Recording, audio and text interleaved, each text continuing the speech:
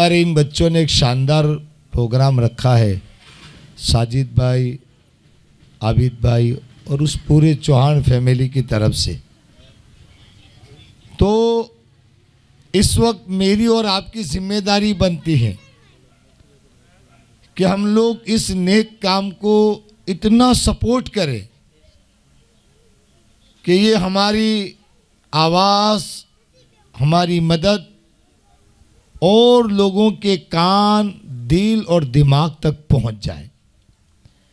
याद रखना, हम लोग दुनिया के एतबार से चलते हैं। दुनिया के एतबार से चलने वाला नुकसान उठाता है। शरीयत के दायरे में रहकर चलेंगे और नबी की सुन्नत पर चलेंगे तो इंशाअल्लाह फ़ायदा ही फ़ायदा होगा।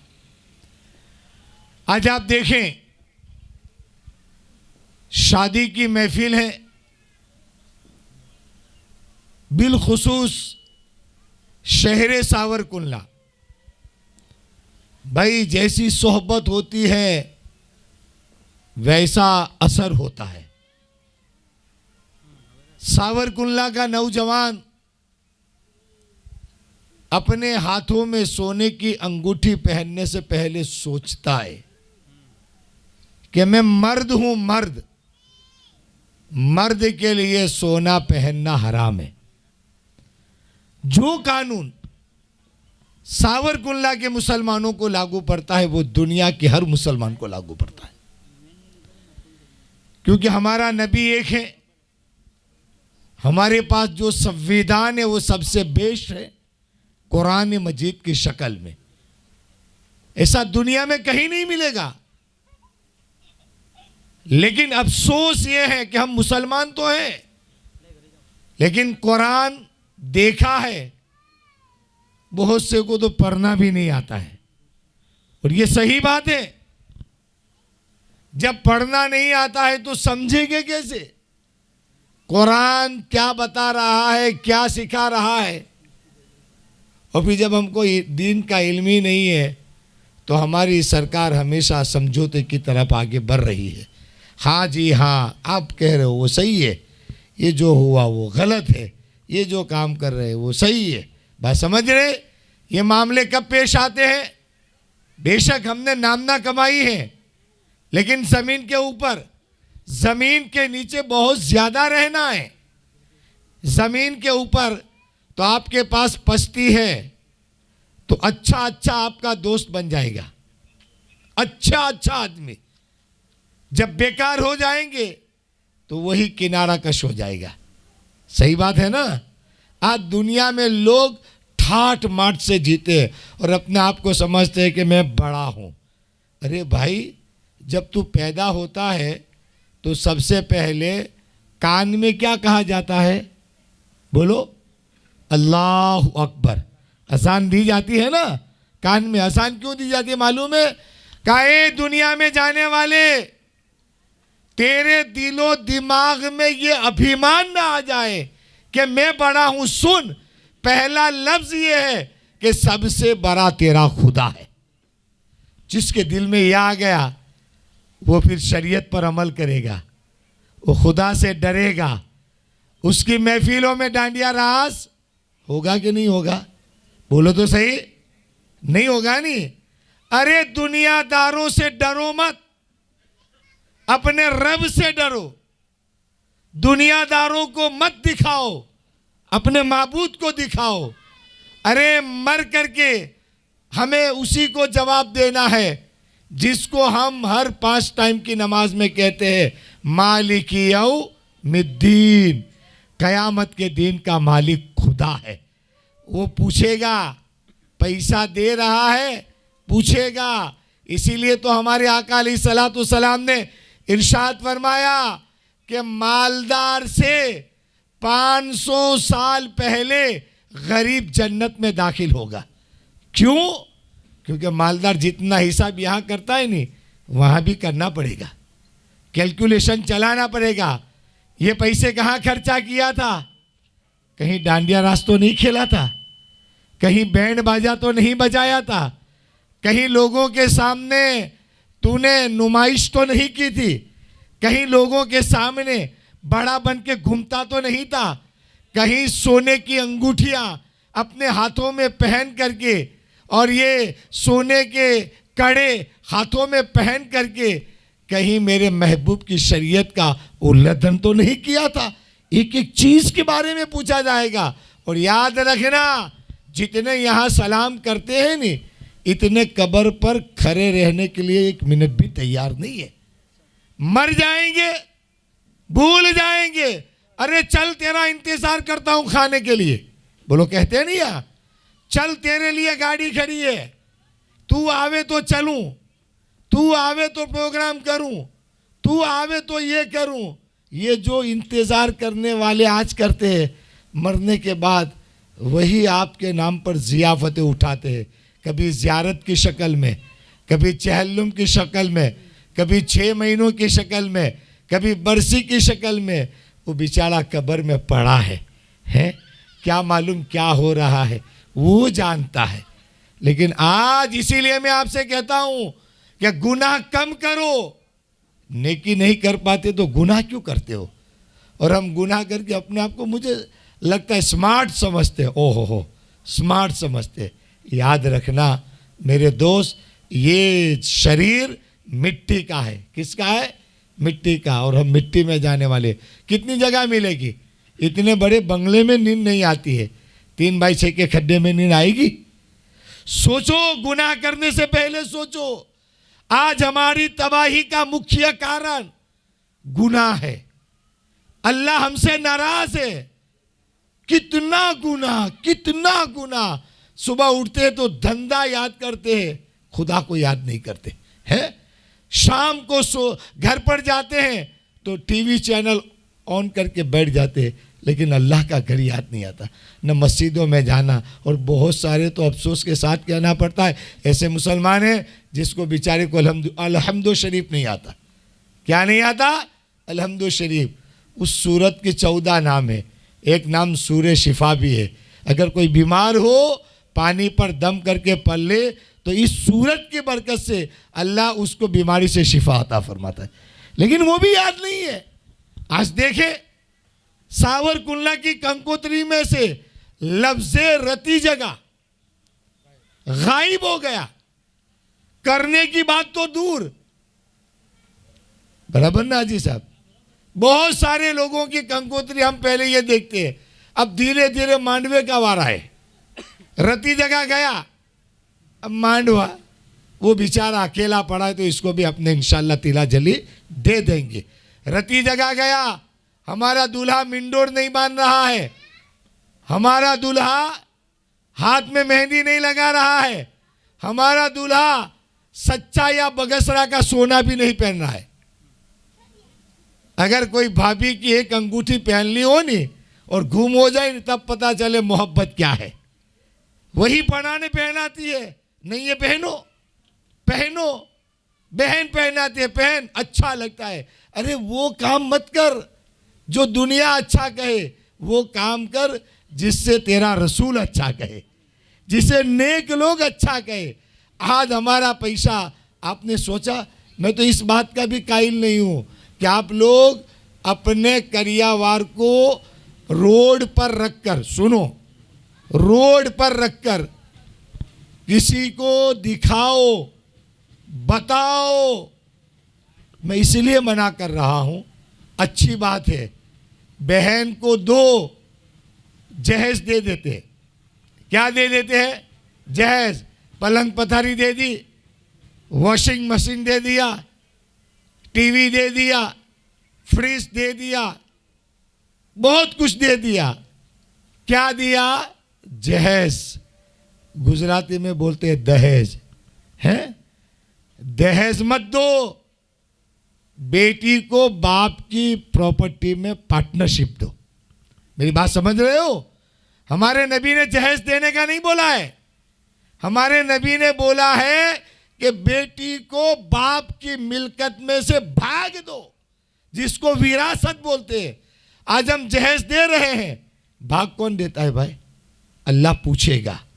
अगर किसी ने किसी का हक मारा है तो अल्लाह पूछेगा।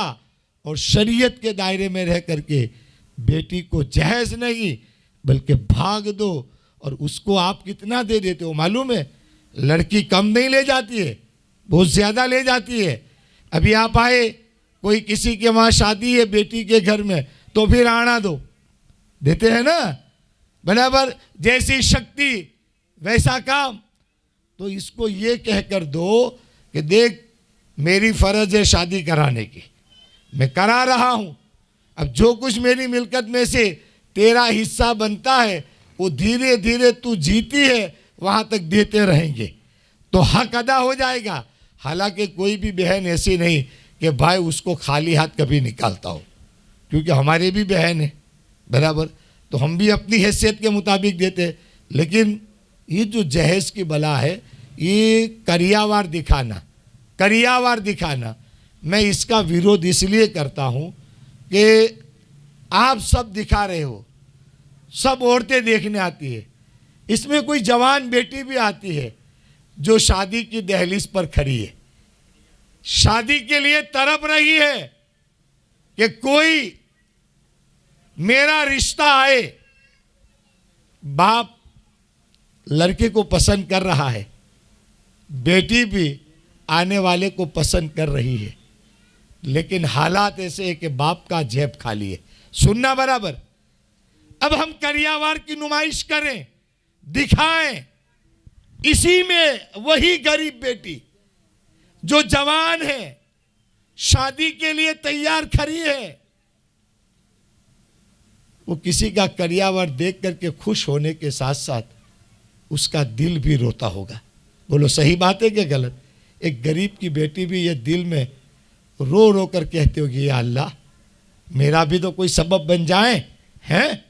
इसलिए नुमाइश ना करो, दो, हजारों नहीं लाखों का दो, लेकिन सामने कोई गरीब बेटी का भी ख्याल करो कि कहीं हम बहुत सारे कहते अल्लाह यार तारा गिरा आटला हारा हारा मांगा हुआ तू ना पाड़ी दो पैसे, ये तो पूछो कि तू ना क्यों बोलता है। बेचारे को बेटी को शादी तो कराना है लेकिन जेब में पैसा नहीं। तो मैं आपको एक और रास्ता बताता हूं कि जो हमारा हजारों का खर्चा होता है, उन हजारों के खर्चों में हम गौसे पाक की न्यास करते हैं। बोलो करते हैं कि नहीं? गरीब नवाज की न्यास करते हैं, हम अपने पीरों की न्यास करते हैं। मैं तो कहता हूं करो, अच्छी बात है, लेकिन उसी न्यास के वक्त एक नीयत करो कि वो न्यास मैं उस वक्त करूंगा जब किसी गरीब बेटी की शादी हो। उसके बाप से कहूंगा कि आज की शादी का खाने का खर्चा गौसे पाक के नाम पर मैं तुझे दे रहा हूं। वैसे भी हम अपनी हर खाने पर फातिया देते हैं कि नहीं? बस वही पैसा गौसे पाक की न्याज का अगर 25-50 हज़ार जमा हो जाए तो किसी गरीब से कह तेरी बेटी की शादी कर, मैं खिलाऊंगा, मैं गौसे पाक की न्याज खिलाऊंगा। फिर क्या आप ही साहब न्याज हो तो हाथ घरों लेवाई, खाने से इसका कोई ताल्लुक नहीं है, ये तो तुम्हारा व्यवहार है। कोई 500 देता है तो सामने 1000 देते। अकीका करो, सुन्नत अदा हो जाए, तुम्हारा व्यवहार अपनी जगह पर है। एक अकीको करो तो मुझे पैसा नो लेवा, ये मफत। अरे वो अकीका खाने का नहीं दे रहे हो, आप एक दूसरे की ढाल उतार रहे हो। बात समझ रहे? तो इससे कोई लेना देना नहीं है। तो आप ये सोचो। इसलिए मैं कहता हूं कि हो सके तो शादियों को सुन्नत के मुताबिक करो। रसूलुल्लाह सल्लल्लाहु अलैहि वसल्लम ने अपनी बेटी को विदा नहीं किया था। खातून जन्नत का इतिहास कितने लोगों ने पढ़ा है? हाथ ऊंचा करो। पढ़ा है? नहीं, पढ़ो। मेरे आका ने अपने दिल के टुकड़े को रवाना किया था नहीं है, तो ये नरम गादला नहीं दिया था, खजूर की चटाई दी थी। क्या दी थी? खजूर की चटाई दी थी। ये तांबे के बड़े कीमती बर्तन नहीं, रसूल पाक सल्लल्लाहु अलैहि वसल्लम ने मटके के मिट्टी के बर्तन दिए थे, मिट्टी के बर्तन। वही चादर और वही, लेकिन हाँ, मेरे आका ने जो सबसे बड़ी दौलत अपनी लाडली को दी थी ना, खातून जन्नत को, जिनकी अजमत पर हमारे माँ बाप कुर्बान हैं, क्या दिया था खबर है? अखलाक दिया था। क्या दिया था? अखलाक। वो खातून जन्नत जब अखलाक की मुजस्समा थी तो घर में खाने को कुछ न था। ऐसे वक्त में खातून जन्नत ने अपने शौहर से शिकायत नहीं की, बल्कि भूख की वजह से पेट पर पत्थर बांधा। आका अलैहिस्सलातु सलाम को पता चला मेरी लाडली भूखी है। 2 दिन तक पत्थर बांधकर घूमी थी, लेकिन शिकायत नहीं की थी। तब सरकार ने गले लगाया था। ये संस्कार है। आज हम अपनी बेटी को संस्कार देते हैं, बेटी जा, तू यहाँ हमारी मेहमान है, तू तेरे घर जाती है। बेटी मुसल्ला दे रही हूँ, कुरान दे रहा हूँ, हैं, तस्बीह दे रहा हूँ। वो हमारे साहब ने बोला है प्रोफेसर साहब कि भाई कुरान ले जाना, तस्बीह ले जाना, मुसल्ला ले जाना, दे रहे हैं। पर देने से पहले सोचो कि इसको नमाज तो आती है कि नहीं। नहीं आते तो पहले नमाज सिखाओ। कुरान पढ़ना आता है कि नहीं, पहले ये सिखाओ। ये अपनी बेटी को तोहफे में दो। और जो बेटी सुबह अजान की आवाज़ सुन करके उठ जाती है और मुसल्ला बिछा देती है, मैं नहीं कहता, मेरे रसूल इरशाद फरमाते हैं, जो फजर की नमाज जमात के साथ पढ़ता है शाम तक अल्लाह उसकी हिफाजत करता है। अगर यही बेटी अगर फजर की नमाज पढ़े तो इसके घर में लड़ाई होगी या मोहब्बत? इसके घर में झगड़ा नहीं होगा, फितना नहीं होगा, मोहब्बत होगी। तो अपनी औलाद को कुरान की तालीम दो, अपनी बेटियों को नमाज की शिक्षा दो। आप अपनी बेटी से कहे बड़ों की इज्जत करना, छोटों से प्यार करना, जो भी मिले उस पर खुश रहना, ये तालीम दो। अल्हम्दुलिल्लाह सुम्मा अल्हम्दुलिल्लाह, हम बहुत इस बात से मुतमईन है, सावरकुंडला शहर से बहुत मुतमईन है। इन्होंने हर चीज़ में बढ़ चढ़ कर हिस्सा लिया। इतना दायरा हट करके आप चलो तो धाम धूम से शादियाँ होती है। मज़ा आ गया। मज़ा क्या आ गया? तू अकेले रती जगह में तूने 500 को बुलाकर तेरी महफिल में 500 को गुनाहों का गठरा दिया है, पूरी पोटली दे दी है। तू यहाँ आया रती जगह हुआ, अब इसमें रिश्तेदार तो आएंगे भाई, ना जावे तो भी दुख, अब गए तो भी दुख, रती जगह। और फिर जोर जोर से वो शब्द जिसको बोलना हराम, हम उसको सुन रहे हैं। मेरी बात समझ रहे हो? ओपन करने की जरूरत है, समझ रहे हो आप? वो शब्द जिससे इस्लाम से इंसान खारिज हो जाता है, वो रती जगह में होता है। और फिर अफसोस के साथ कि एक जवान बेटी जवान बेटा सब मिल करके दांडिया रास खेलते हैं। પછી આપી સાહેબ એ તો મારી માસીનો દીકરો હતો, શરીયતે એ નથી કીધું કે માસીના દીકરા રાહરા લેવાય, हाँ फईना દીકરા हारे लेवाय नहीं। शरीयत ने स्पष्ट शब्दों में कहा है। क्या कहा है? कि मामा का बेटा, मासी का बेटा, फूई का बेटा, बड़े अब्बू का बेटा, चचा का बेटा, ये सब गैर मोहरी में जिसके साथ निकाह हो उसके साथ अपनी जवान बेटी को खड़ा रहने का हुक्म नहीं है। क्या होता है रती जगह में? बोलो। फिर बड़ा सीना तान के चलते हैं। कोई मेरी बहन के सामने देखे तो सही, ये तो तू नचवा रहा है। देखने की बात क्या करती है? ये तेरी बहन है, तेरी मर्दानगी कहाँ गई? तेरी जुरत कहाँ गई? तू बहादुर है, आज तेरी बेटी। अल्लाह अकबर। फिर जब ये काम हो, फिर ससुरा कहे कि आपी साहब आ औरत मेरी इज्जत नहीं करती है, तब तो तू कुर्सी लगाकर बैठा था। बेटे की घरवाली नाच रही थी तो तू रती जगह में मुस्कुरा रहा था। तब तुझे ये पता नहीं था कि मर्यादाओं का जनासा निकल रहा है, हमारी इज्जत अपमानित में तब्दील हो रही है। ये लोगों को पता नहीं चलता है। मेरे दोस्त, मैं रिक्वेस्ट करता हूँ, क्या ये आज शादी नहीं है? क्या मेरी बेटी सुमैया की शादी नहीं है? बोलो है कि नहीं है कि नहीं है? रती जगह में क्या है? क्या है रती जगह में? बोलो क्या है? क्या दांडिया रास है? बैंड बाजा है? नहीं है। यहाँ तो टोपी और दाढ़ी वाले हैं रती जगह में, वरना ऐसे मौके पर न सादात मिलेंगे न कोई ऐसा आलिम मिलेगा जो आपके पास आवे।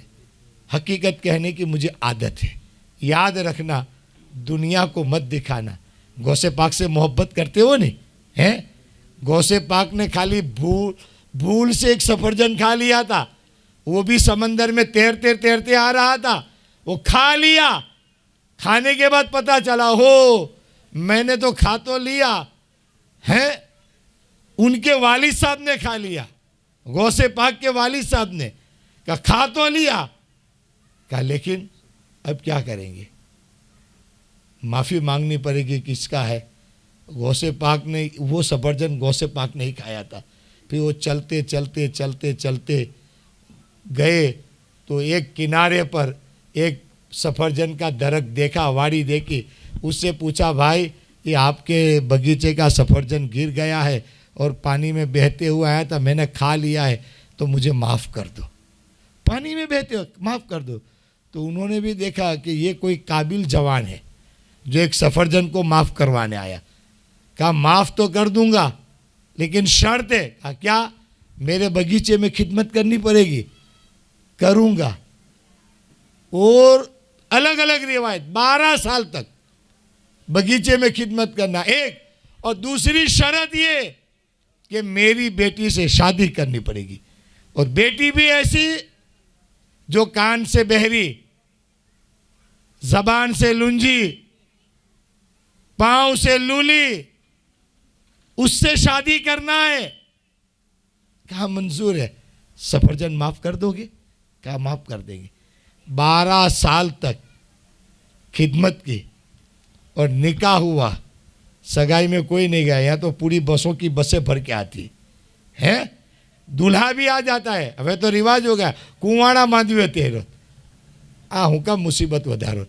बंद करो आ बधु। जब तक वो बेटा निकाह में कबूल न कहे नहीं, तब तक ये औरत उसकी घरवाली नहीं कहलाती है। भी होता क्या, औरतों को थोड़ी लालच मिलती है, अपनी ढाल से पैसा पाछा આવી જાય, पहनी ऊपर तुम्हारे 50,000 નો खर्चो થઈ જાય। भाई ये बंद करो, अपनी ढाल यहाँ से बंद, अपने शुरू मत करो, इंशाल्लाह ये पूरा हो जाएगा, फायदा होगा। 12 साल सुनो, 12 साल बगीचे में खिदमत की, फिर आपने निकाह पढ़ा, और निकाह के बाद जो है रात को जाते हैं तो एक खूबसूरत औरत को देखा, वापस आ गए। आपके ससुर पीछे ही थे। उन्होंने कहा क्या हुआ अब्दुल कादिर? कहा देखो जो आपने कहा वो तो खूबसूरत लड़की है, सुनती भी है, आँख भी अच्छे हैं, पाँव भी अच्छे हैं, शरीर भी अच्छा है, और जो आपने कहा था कि वो लूली है, लंगड़ी है, बहरी है, अंधी है, ऐसा तो कुछ है नहीं, खूबसूरत है। तो क्या जवाब दिया मालूम है? कहा सुनो ये ऐसी है कि मेरी बेटी ने कभी हराम चीज़ को देखा नहीं है, मेरी बेटी ने कभी हराम चीज़ को सुना नहीं है, मेरी बेटी हराम जगह पर कभी गई नहीं है, मेरी बेटी नेक है। समझे? ये है हमारे बुजुर्गों का तरीका। लिहाजा आपसे गुजारिश है कि रती जगह को बंद कर दीजिए इंशाअल्लाह। तो बोलो हाँ, और इसमें तो कोई दूल्हा तो है नहीं, सब बूढ़े हैं बराबर, और कब्र की तरफ ज़्यादा, घर तो खाली देखने के रहे हैं बराबर। 50 के बाद क्या होता है? 63 साल के ऊपर जो जीता है वो बोनस। हमारे नबी की उम्र शरीफ ज़ाहिरी तौर पर 63 साल की, इसके ऊपर तो हाजी उस्मान भाई है, रसूल दादा है, ये सब तो बोनस जी रहे हैं। जितनी अच्छाइयाँ करे, क्योंकि आका अलैहिस्सलातु वस्सलाम की ज़िंदगी 63 साल की है, रशीद काका है, ये सब बोनस वाले हैं, नसीब वाले हैं, इतनी उम्र पाई। और ये, और फिर सुन लो इन बुजुर्गों के बारे में मैंने कहा, लेकिन हमारे नबी ने फरमाया सफ़ेद बाल वाला जिस जगह पर होता है नहीं, वहाँ अल्लाह की रहमत बरसती है। समझे? लिहाजा आप सोच लेना, तो ये संस्कार देना, क्या देना? बड़ों की इज्जत करना। बोलो इंशाल्लाह देंगे। हाँ, ये संस्कार देना, नमाज पढ़ना, ये संस्कार देना, वहां सबकी इज्जत करना, छोटों से प्यार करना, सास नहीं उसे माँ बनाना, समझे? ससुर नहीं बाप मानना, तो इंशाल्लाह ये मोहब्बत आएगी। ये मत कहना कि बेटा फिक्र नहीं करती, हूँ बैठी छू, क्या कर लेगी? छोकरी का घर तुरवाएगी। यही होगा ना। फोन चालू रहते 2-2 घंटे, खाली इतना खैरियत से। सावरकुंडला के ऐसे कई किस्से हैं, टेलीफोन की वजह से अभी भी समाधान पर अटका हुआ है। मुझे पूछिए भाई, 1 मिनट आपने फोन किया, खैरियत से बेटा? हाँ, तबीयत अच्छी है? अच्छी है, हो गया। ये तो अब शुरू होते हैं, हूँ बनाई वो तू, तेरे को क्या लेना, इसने जो भी बनाया हुआ है, क्या कहती बेटा? पर तारे हूं, अब वो उसके घर के मालिक है। यहां हम ऐसा कनेक्शन दे देते हैं जिस कनेक्शन की वजह से आज हमारी बच्चियों का घर टूट रहा है। मैं हर माँ बहन से यही कहूँगा कि आप अपनी बेटी को जब भी फ़ोन करें तो बेटी से बाद में पहले बेटी के सास से बात करें, ताकि घर में कोई झगड़ा ना हो, कोई फसाद ना हो। क्योंकि वहाँ सास बेटी और औरतों को सबसे ज़्यादा शक जाता है। હું કીધું તારી માએ, એનો ફોન આવ્યો પછી આપણા ઘરમાં ઝઘડો શરૂ થયો। हाँ, एक हकीकत है, ये नहीं ला तारी सासू ने दे, पहला बात करी लो, एने खैरियतથી પૂછી લો, પછી આપણી દીકરી હારે વાત કરો, તો એને શક જશે નહીં। ઘર આપણે બનાવી શકીએ, બરબાદ આપણે કરી શકીએ। બસ રતી જગો નહીં, દાંડિયા રાસ નહીં, બેન્ડ બાજા નહીં। અને જેને કોઈ આ લોકો શરીક થયા હોય એ બધાને કહું છું કે મારી સાથે એક વખત કલમો પઢી લો, ક્યાંય કોઈ જગ્યા બી કોઈ શરીક થયું હોય। કારણ કે હવે બાઈઓનું રાજ અઘરું છે, પણ અત્યારે નથી, કુંડલામાં નથી।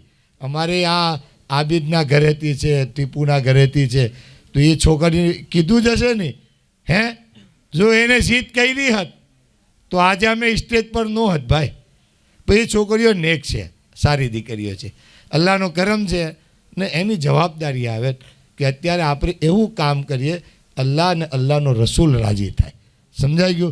ને આજે ખાસ હું યાદ કરું મારા ખાસ દોસ્ત મહેમૂદભાઈ ચૌહાણ, અલ્લાહ તાલા એને જન્નતમાં આલા મકામ અતા ફરમાવે, એની કબ્રને નૂરવાળી બનાવે। બહુ નેક દિલ વ્યક્તિ હતા, ખુલૂસવાળા, ફ્રેશ ટુ ફ્રેશ વાત કરવાવાળા, લાઈવ એકબીજાની સાથે ગુફ્તગુ કરવાવાળા હતા। પણ એની તમન્ના હતી કે હું મારી દીકરીના લગ્ન બહુ સારા કરીશ। આજે અલ્લાહના કરમથી એની રૂવાની ખુશ છે કે એની દીકરીના લગ્ન સારામાં સારા થાય છે।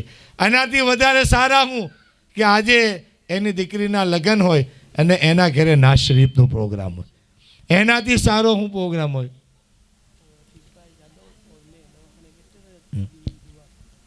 हाँ, हमारे सरफराज बापू उर्फे मोन्टू बापू कहते हैं कि डॉक्टर रफ़ीक भाई के वहाँ बैठते थे तभी वो दुआ करते थे कि भाई मेरी बेटी का अच्छा। हालांकि मुझे भी मालूम है, अब पता नहीं उसकी सगाई, तो मैं खुद आया था और ऐसी पोजीशन में भी महमूद यानी महमूद था, हर किसी को आना पड़े, वरना हाफिज साहब की भी वो खबर ले ले। ऐसा दिलदार बंदा था। मैं बीमार था फिर भी उसकी, ये हमारी छोकरी की सगाई में मैं आया था जब मेरी तबीयत नासाज थी, और उसके बाद का हालात तो आप सबको मालूम है। फिर भी अल्लाह का करम है कि आज जिस दिन रिश्ता किया उस दिन भी था, अब निकाह हो रहा है तब भी मैं हूँ। लेकिन हाँ, हम दुआ करते हैं कि आज की महफिल में जो भी कुछ अच्छा होगा इसका सवाब मरहूम महमूद भाई को मिलेगा, और अल्लाह इस नाज शरीफ के सदक़े में उसकी कब्र को जन्नत का बगीचा बनाए।